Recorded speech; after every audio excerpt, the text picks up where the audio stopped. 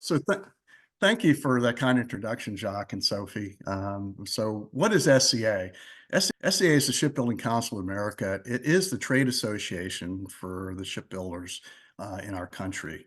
They're comprised of 145 companies that build, repair, maintain, modernize, and supply the shipyard industry.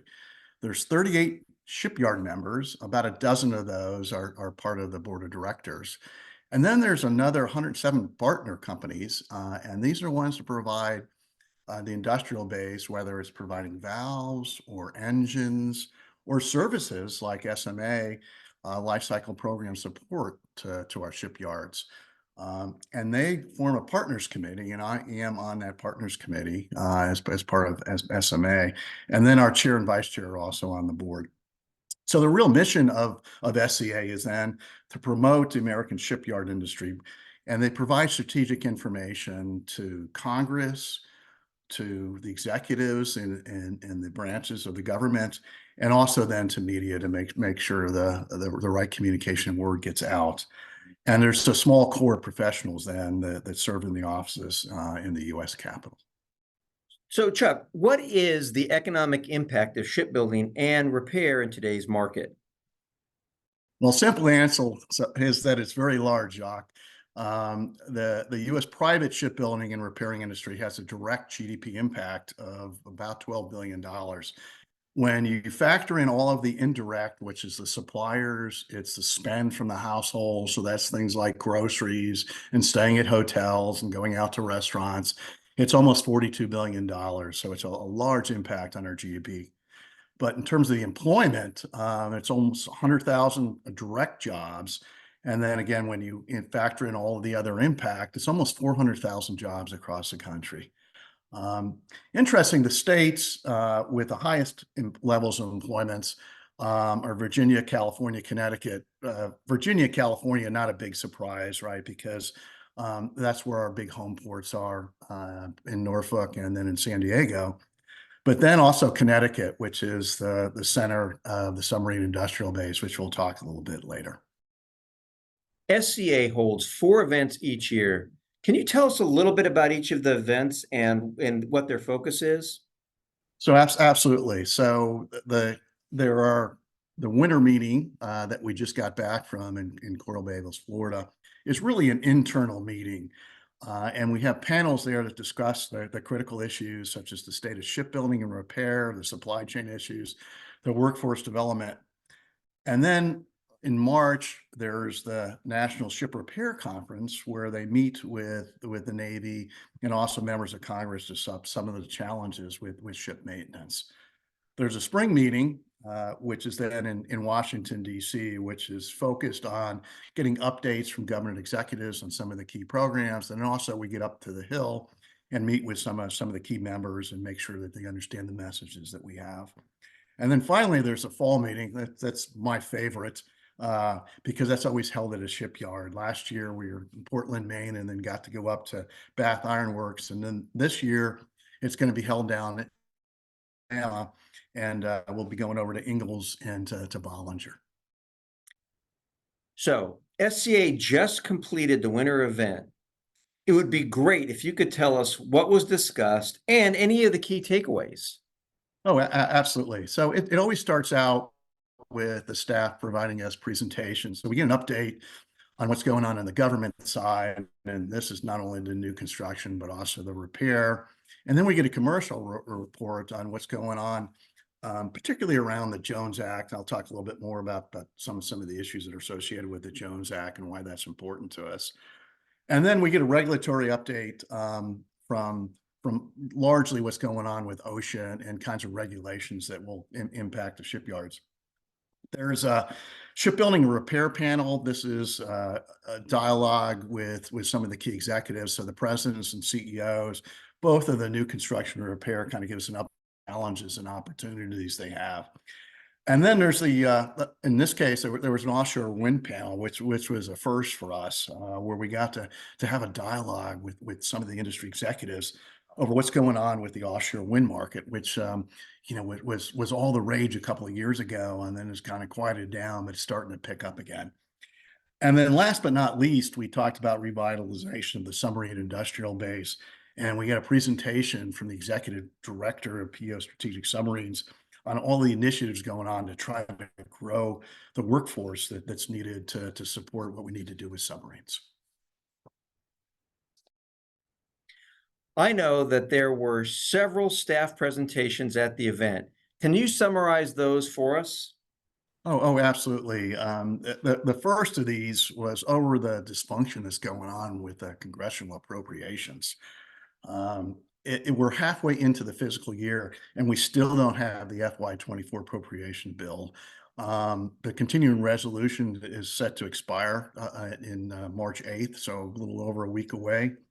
Kind of bizarre. The President's State of the Union is going to occur on the 7th, and then he has to submit his budget for FY25. So we still have the appropriation for 24, and somehow we've got to magically come up with a budget that matches what goes on with that.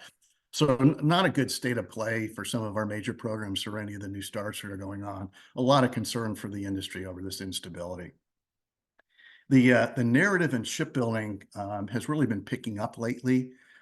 Started out with the beginning of the year with Secretary of the Navy commissioning a 45-day shipbuilding review. We have finally ASNRDA in place. We have a new NAVC. And that preliminary report's due out here at the end of the month with some of the challenges that we're facing. There's been a call congressionally for a maritime national strategy. And this is beyond just naval or Coast Guard shipbuilding.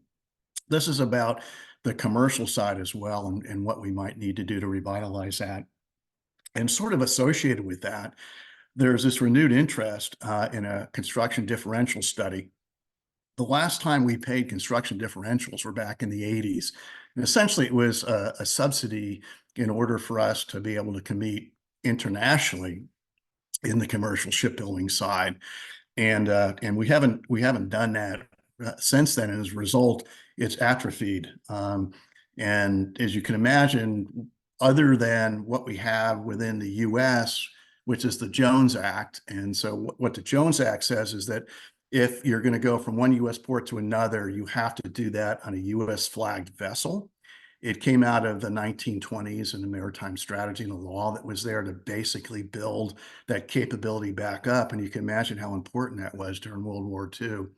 Well, the idea here is we need to do something to be able to revitalize. I think we all got a wake-up call with what happened with COVID and the supply chain, and the fact that we're really now held hostage to be able to transport international goods, either by the Chinese or Maersk, which is a Danish company. And it's really down to those two that move most of those goods.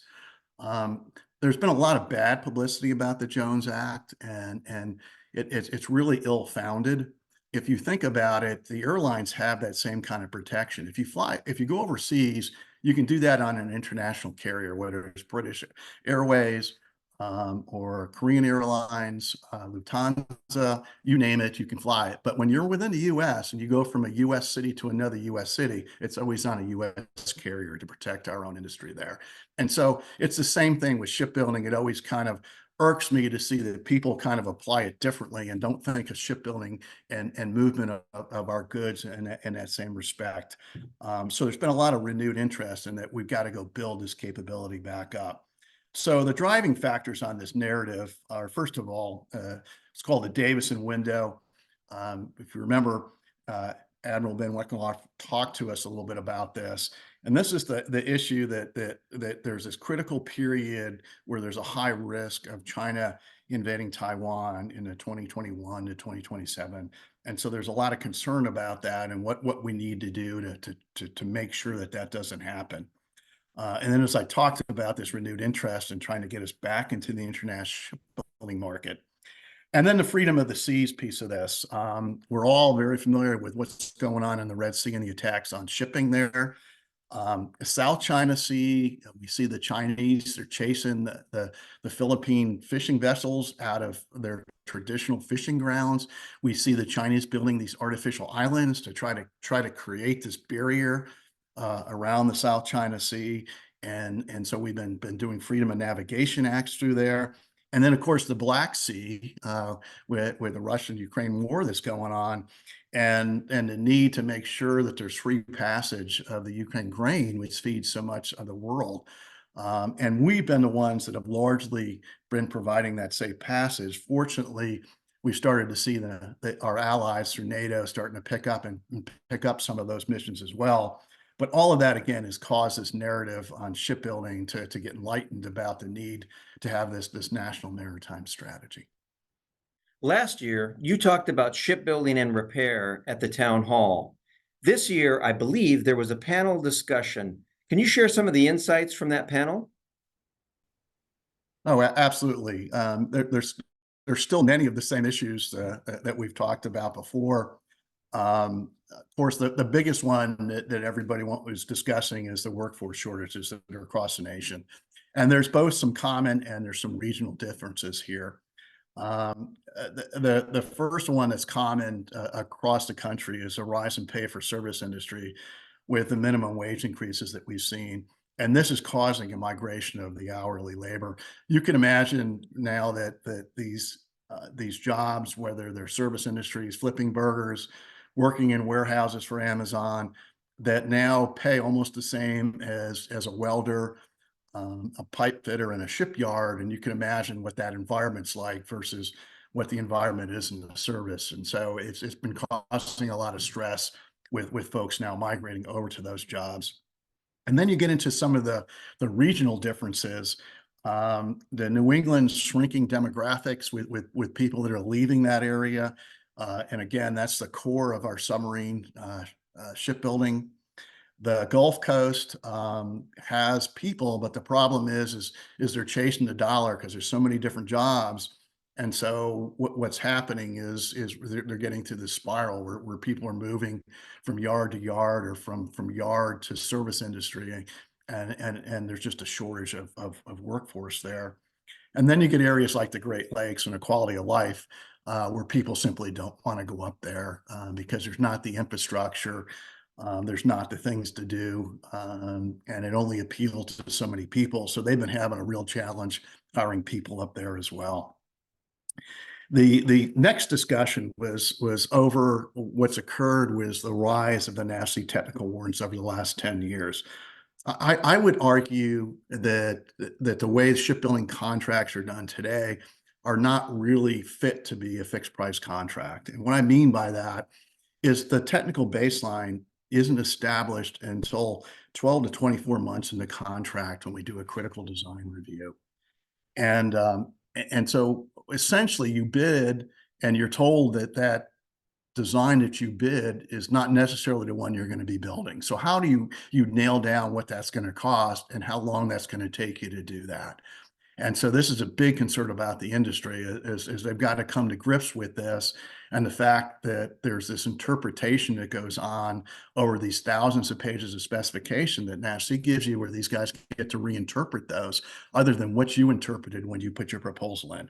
And so what this ends up being is essentially we have uncompensated directed change that creates both cost increases and schedule delays. And unfortunately, again, that's not compensated and the shipyards are having to eat that.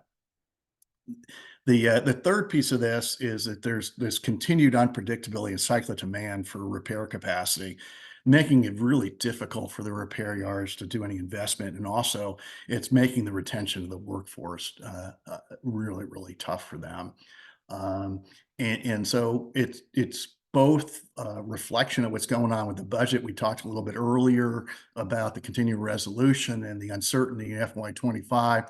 So all that creates a huge uncertainty downstream in terms of how many that the repair yards are going to get to do. When are those ships going to come in? How long are they going to be in for? Are they going to be funded?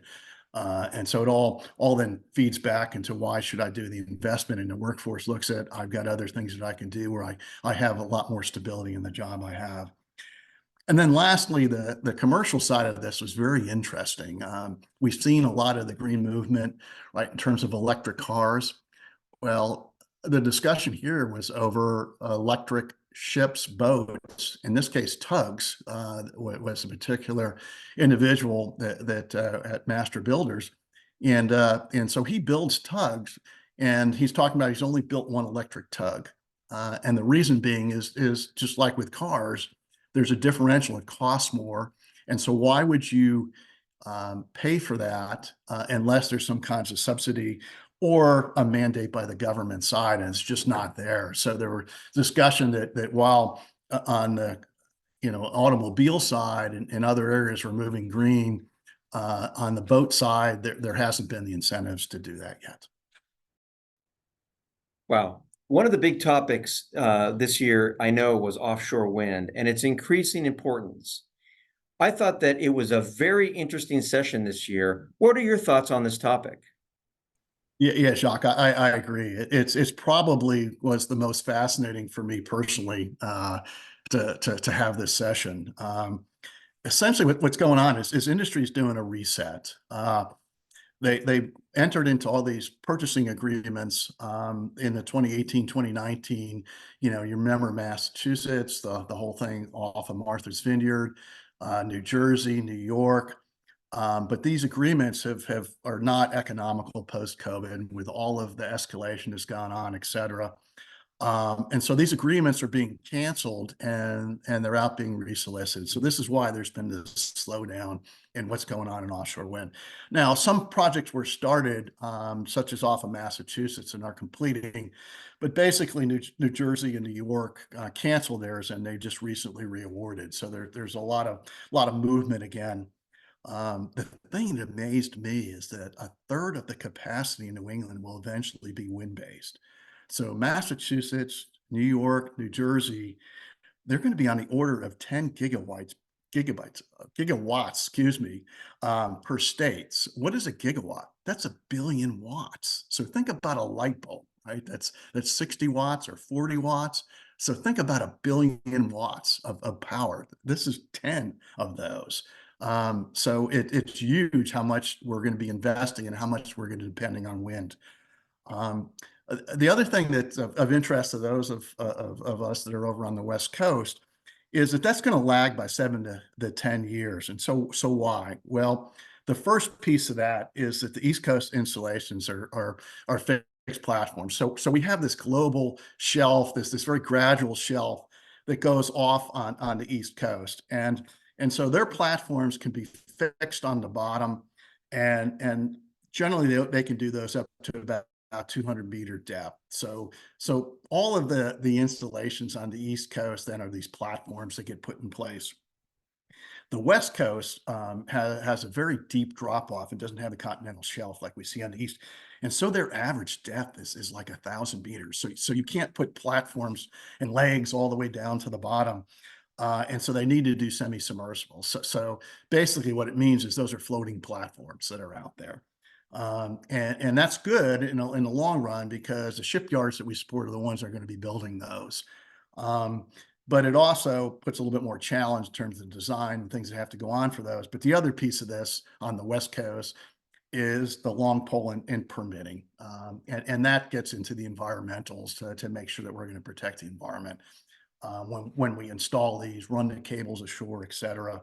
So that all leads to we're going to see the East Coast here over the next couple of years, and then it'll be almost another decade before we see the same kinds of things turn over.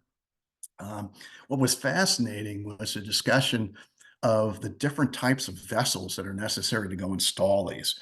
It starts with a rock placement ship, and you go, what is a rock placement ship? Well, when they install the basic platform, they put rocks all down around it to kind of protect it so it doesn't get eroded, et cetera. But the thing I didn't understand is, yeah, they dig a trench and they bury the cable, but then they put rocks all over the top of the cable. So they have this ship that is filled with all these rocks that go down in a chute, and the chute can move, and it basically covers the cable all the way to the shore so it gets protected, and somebody doesn't come along and drag the cable up, and the cable doesn't get damaged. Then you have one that specializes in how they place the platforms. Then you have one, these big turbines are huge, they weigh a lot. So they have another crane. So you can see the picture off to the right down the lower there, these huge cranes that sit up on these ships that have to go place them.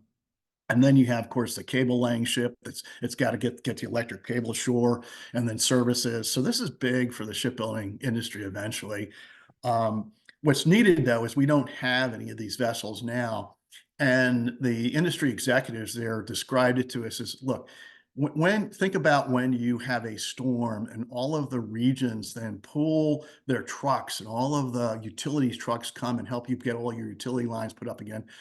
They're basically saying, hey, the states need to start to work together and say that, hey, on this installation, we understand that only about 10%, because that's all we have in the country right now, will come from organic. But eventually, hey, when New York does it, they need to go to 50%. When it comes down further to Virginia, maybe we need to get to 7. So that eventually we grow our own core of fleet of these ships, because right now they're all coming from Europe. And so that we'll then have our own that can go out, maintain, install, and do these kinds of things. But just absolutely interesting for us. And long term, these are the shipbuilding companies we work with, and these are all prospective future work for us that we can go do. Finally, submarines are always a key topic for the industry and has the lion's share of the budgets. Can you give us an update from the conference on subs and their role, budgets, etc.? Matt Sermon is just a national asset.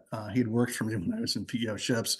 How we ever lost in the submarine community, my hat's off to Ben, and then being able to go get him interested, and he is just all in on things that they're trying to do to improve the industrial base. And this is both people as well as the suppliers.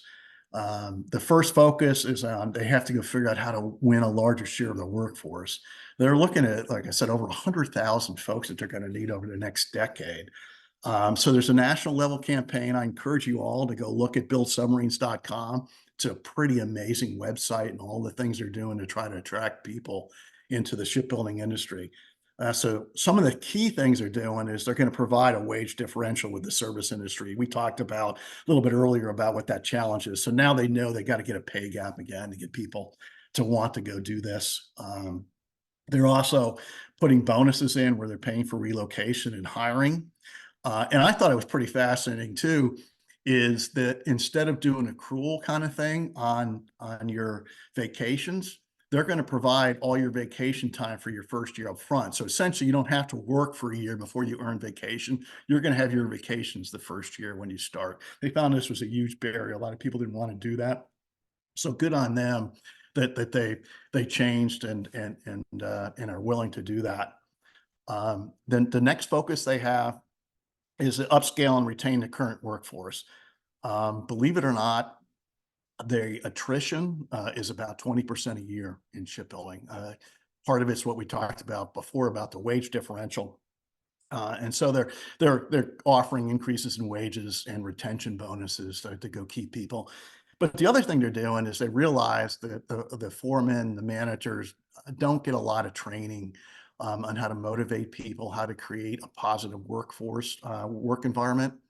And so they're now basically starting to offer that training and get also the foremen and the managers trained up. They also talk about the opportunity workforce, and this is kind of fascinating. Um, they've always been pretty good at transitioning veterans who want to serve the country, because you're in shipbuilding, you realize that it's a different industry. You're building something for the nation, and so that's always appealed to our veterans that are retiring.